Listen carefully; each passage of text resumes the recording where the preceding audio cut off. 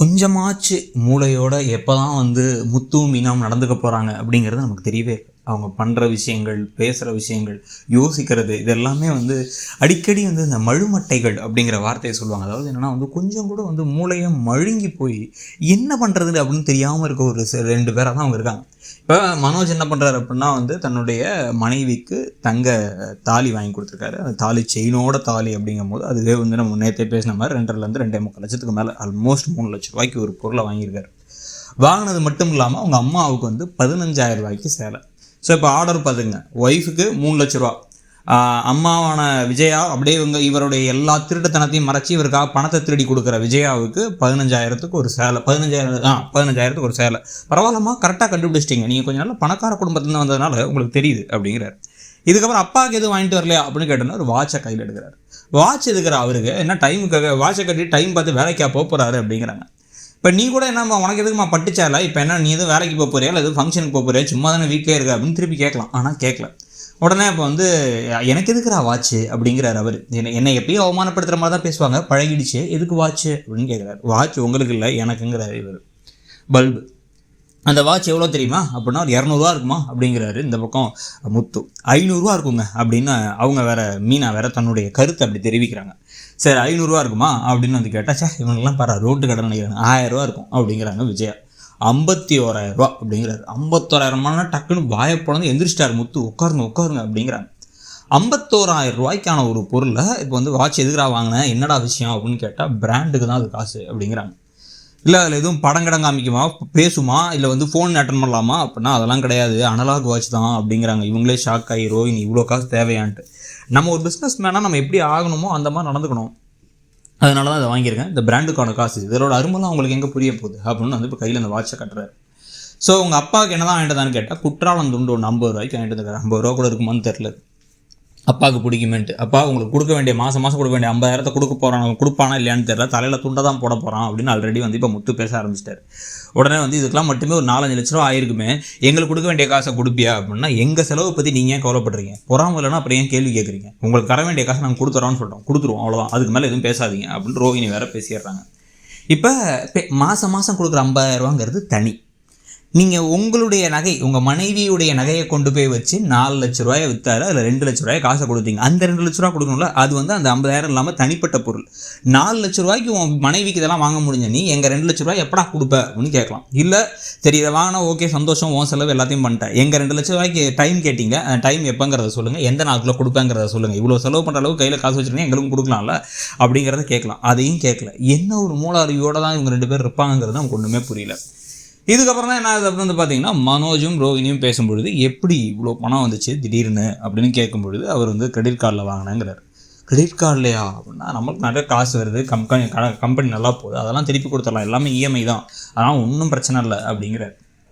சரி ஓகே அப்படின்ன உடனே நீ தான் என் வாழ்க்கையில் கிடச்ச பொக்கிஷம், உனக்கு தான் வாங்கி தரணும்னு வாங்கி தந்தேன் அப்படின்ன உடனே அவங்களும் உடனே கரெக்டு தான், நானும் தங்கத்தாலி இல்லாமல் முதல்ல மீனாவுக்கு தங்கத்தாலி முத்து வாங்கி கொடுத்துருவாரோன்னு நினச்சேன் அப்படின்னா அவன்லாம் வாழ்நாள் ஃபுல்லாக வாங்கி தர மாட்டாங்கிறார்.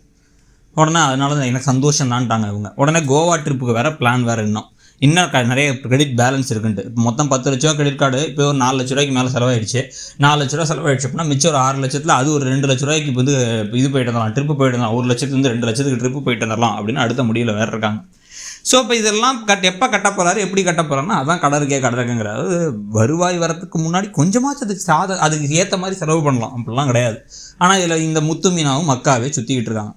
ஸோ இப்போ இதுக்கு நடுவில் இப்போ அந்த 2 லட்ச ரூபா வந்துச்சுன்னா ஏற்கனவே இவங்க கையில் இருக்க 1 லட்சத்தோட இந்த 2 லட்சத்தை சேர்த்து 3 லட்சம் ப்ளஸ் இன்னொரு 1 லட்சத்தை போட்டு ரூமை கட்ட ஆரம்பிக்கலாம். இதுங்க கொஞ்சம் கூட வாழ்க்கையில் வாழ தெரியாத 2ஆக தான் இருக்குது. இதுங்க தான் ஹீரோயினாக வேற போட்டிருக்காங்க. ஸோ இது நடந்துக்கிட்டு இருக்கும் போதே இன்னொரு பக்கம் பார்த்தீங்கன்னா இப்போ சிட்டி அண்ட் குரூப் அவங்க என்ன பண்ணுறாங்க அப்படின்னா ஒருத்தரோட வீட்டுக்குள்ளார போயிட்டு அவரோட மனைவி கிட்ட அவங்க புருஷனை உடனே வர சொல்ல, கீரையாக செய்கிறீங்க பரவாயில்ல, நல்லா ஹெல்த்தியாக தான் எல்லாம் சமைக்கிறீங்க, உடனே என்ன பண்ணுங்கள் எங்களுக்கும் சேர்த்து அப்படிங்கிற மாதிரி பேசி சிட்டி வந்திருக்கான்னு சொல்லணும்னா பறக்க அவர் வரார், முத்துவோட காரில் வரார். அவர் நேராக உள்ளார போக, என்னப்பா சிட்டி எதுக்குப்பா வந்திருக்கேன், நான் தான் மாதம் வட்டி கொடுத்துறேன், 2 நாளுக்கு முன்னாடி தான் வட்டி கொடுத்தானே, அவர் அவசர தேவை 50,000 காசு கொடு அப்படிங்கிறார். ₹1,50,000 ஆகணும்ல, 50,000 கொடு அப்படின்னா என் கையில் அவ்வளோ காசு இல்லை அப்படிங்கிற இவர். அதெல்லாம் இல்லை, அதெல்லாம் எனக்கு என்ன பண்ண முடியும், நீ எப்போ யார்கிட்டே வாங்கி கடன் வாங்கி கொடு, உன் பொண்டாட்டி நல்லா கீரை குழம்பு இப்போ வைக்கிறாங்க போல் சாப்பிட்டு போகிறேன் அப்படிங்கிற இவர். உடனே என்ன இப்படி பேசுகிறதெல்லாம் ரொம்ப தப்புப்பா அப்படின்னா, என்ன கீரை குழம்பு தானே வச்சு தர சொன்னால் என்ன பொண்டாட்டியே கூப்பிட்டு போகிறான்னு அப்படின்ற மாதிரி கேவலமாக அவர் பேச ஆரம்பிக்க, இப்போது உடனே கூட எனக்கு ஒரு அவசர தேவை இருக்குது, 4 வீட்டுக்கு போக வேண்டியது இருக்குங்கிறாரு. ஏன் 4 வீட்டுக்கு போய் பிச்சை எடுக்க போறியா அப்படின்னு ஒரு குரல் கேட்க திரும்பி பார்த்தா அங்கே முத்து நிற்கிறார். முத்து அப்படியே சிரிச்சுட்டே கையில் ஃபோனோடு நிற்கும் போதே நமக்கு தெரியுது அந்த ஃபோனில் வந்து வீடியோ எடுத்துட்டாரு அப்படின்ட்டு.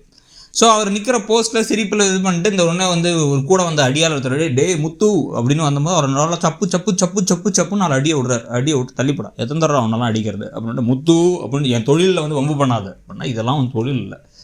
நீ கொடுத்த காசை கேட்டால் பரவாயில்ல, அவர் தான் தெளிவாக சொல்கிறாரு, நீ கொடுத்ததுக்கு மேலே காசு கேட்குற, கொடுத்ததுக்கான இதுக்கு 1 வருஷத்துக்கு வந்து வெறும் வட்டி கொடுத்தா போதுன்னு சொல்லிட்டு இப்போ பணத்தை கேட்டிருக்க நீ அப்படின்னா அதெல்லாம் நான் எனக்கு தொழில் நான் கேட்க தான் செய்வேன் அப்படின்னு சொல்லிட்டு இப்போ என்ன, இப்போ நீ ஒன்றும் வட்டிலாம் தர முடியாது அவனால் என்ன ஆள் சேர்க்குறியா அப்படி இப்படிலாம் வந்து பேச ஆரம்பிக்க. சார் இந்த உங்கள் பேகை மறந்துட்டு வந்துட்டீங்க, இவன்ட்டெல்லாம் எதுக்கு சார் வாங்குறீங்க நீங்கள் அப்படின்னு சொல்லி கொடுத்துட்டு இப்போ என்ன பண்ணுறாங்க அப்படின்னா வந்து இவர் முத்து கொடுத்துட்டு சரி ஓகே இப்போ என்ன தான் நினப்பில் இருக்க அப்படின்னா அந்த பார் என் பணம் கொடுத்து தான் ஆகணும் நான் அப்படின்னோடனே சரி இப்போ போலீஸை கூப்பிடுங்க அப்படிங்கிறாங்க. போலீஸை கூப்பிட்டா நான் பயந்துருவேனா, போலீஸை கூப்பிட்றா என் பணம் தான்டா அது அப்படின்னு இப்போ சிட்டி பேச ஆரம்பிக்க.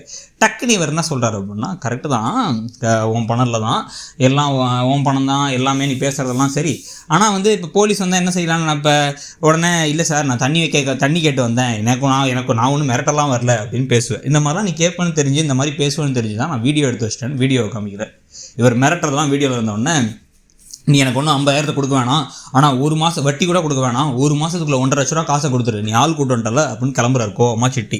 எங்கடா கிளம்புற அப்படி, இந்த வீடியோவை வச்சு நான் இப்போயே உன்னை உள்ளே தள்ளனா 6 மாதம் நீ உள்ளே போக, ஒழுங்காக ஒரு பேப்பர் பேனை எடுத்துவாங்க அப்படின்னு சொல்லி பேப்பர் பேனால் இப்போ வந்து சத்யாவையும் இவரையும் சிட்டியும் வச்சு எழுத வைக்கிறாங்க.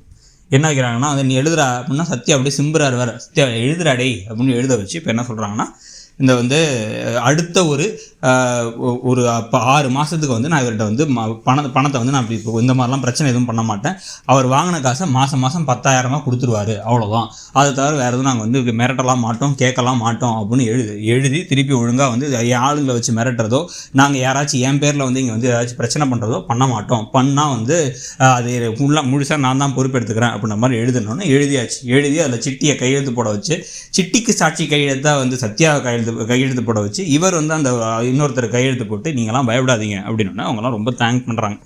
இனிமேல் அந்த மாதிரிலாம் வந்து பொது ஜனத்தை மாதிரி பிரச்சனை பண்ணாது பண்ணனா பார்த்துட்டு போகிற அளவுக்கு நான் ஒன்றும் ஆள் கிடையாது, நான் வச்சு செஞ்சு விட்ருவேன் அப்படின்னு கிளம்பி போயிடுறாரு. அப்படியே சிட்டிக்கும் இவங்களுக்கும் அவமானமாக இருக்குது, அப்படியே சத்யாவுக்கும் நம்ம தொழிலையும் பிரச்சனை பண்ணுறான், இதனால் நமக்கு ஒரு இருக்கிற ஏற்கனவே பேர் மரியாதைலாம் போகுதுன்னு யோசிக்கிறாங்க.